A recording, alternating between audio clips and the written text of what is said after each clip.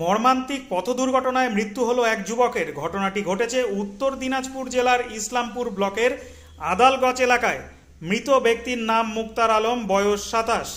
জানা যায় মুক্তার আলম নামের ওই যুবক আদালগঞ্জ এলাকায় বাইক নিয়ে রাস্তা পার হচ্ছিল। সে সময় শিলিগুড়িগামী একটি বাস ধাক্কা মারে ওই যুবককে। ঘটনাস্থলেই মৃত্যু হয় ওই যুবকের।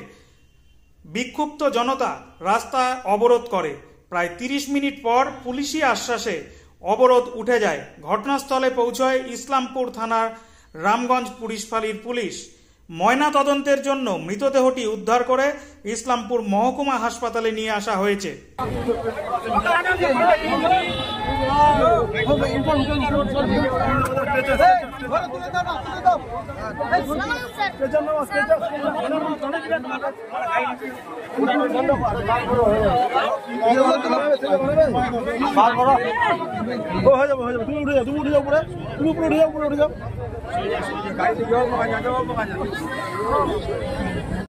বলছি এখানে একটা বাসে আর বাইকে নিয়ে একটা দুর্ঘটনা হলো।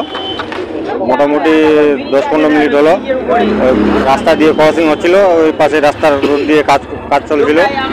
কাজ চলাকালীন রাস্তা বন্ধ ছিল। এক রাস্তা দিয়ে দুই গাড়ি চলতেছিল, পার হচ্ছিল। ওদিক থেকে বাস আসে, বাইকে ঠুকে দিয়েছে। বাস কোথা থেকে আসছিল? বাস এদিকে রায়গঞ্জ থেকে আসছিল, রায়গঞ্জ থেকে শিলিগুড়ি যাচ্ছিল। বাড়ি হচ্ছে প্রবদুররা। ছেলেটার নাম হচ্ছে মুক্তার আলম। বয়স কত হবে? বয়স 25 আপ হবে। ও কোথায় যাচ্ছে? ওই এখানে যাচ্ছিল মনে হয়, কোথাও যাচ্ছিল, রোড পার হচ্ছিল।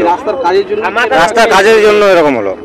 রাস্তা যদি কাজ না চলতো তাহলে এরকম হতো না। দুই রাস্তা দিয়ে অ্যাক্সিডেন্ট হয়েছে, কত ভয়ানক অ্যাক্সিডেন্ট হয়েছে। রাস্তা কাজের জন্য এরকম। আমার নাম হচ্ছে সাদিকুল রহমান। যেটা আজকে ঘটনাটা আজকে এখানে শুনলাম, আমিও মানে ইসলামপুর গেছিলাম, রাস্তাতেই শুনলাম যে এই ঘটনা। ছেলেটা ইয়াং ছেলে, কোলে ওর একটা বাচ্চা আছে। এটা খুব মর্মান্তিক ঘটনা, শুনে খুব দুঃখ পেলাম। আর এই ঘটনাগুলো এই রাস্তায় আমাদের ন্যাশনাল হাইওয়ে প্রায় এইগুলো ঘটনা ঘটছে। তো বাড়ি হয়ে গেল পূর্বদুরা, নাম হলো মুক্তার আলম। বয়স আনুমানিক 30-32। বাসের সাথে নাকি ও নাকি মোটর বাইক নিয়ে আসছিল, বাইশ ওকে মানে ইয়ে করেছে আর কি, সরি বাস এনবিএসটিসির বাস ওকে পেছন থেকে ধাক্কা মেরেছে। হ্যাঁ, বছর দুয়েক হবে। ছেলে অ্যাক্সিডেন্টটা আমরা অ্যাক্সিডেন্টে যেখানে হয়েছে আমরা ওখানেই দাঁড়িয়ে আছি। NS31 কি বাইক নিয়ে কোথায় যাচ্ছিল? বাইক নিয়ে ও সম্ভবত চোপড়ার দিকেই যাচ্ছিল কোনো কাজে। চোপড়ার দিকে যাচ্ছে। মানে ওঠার সাথে সাথে যে আপনাদের শুনলাম যেটা সবার মুখ থেকে যে এখানেই ঘটনাটা ঘটেছে। বাসটা মানে কি বলছে, রায়গঞ্জ থেকে শিলিগুড়ি অভিমুখে যাচ্ছিল। আর ছেলেটা এখানে ক্রসিং করছিল আর কি, এই রাস্তা থেকে মানে এই পাশ থেকে ওই পাশ যাচ্ছিল। এই ঘটনাটা পরিস্থিতি একটা শোকের আবহ।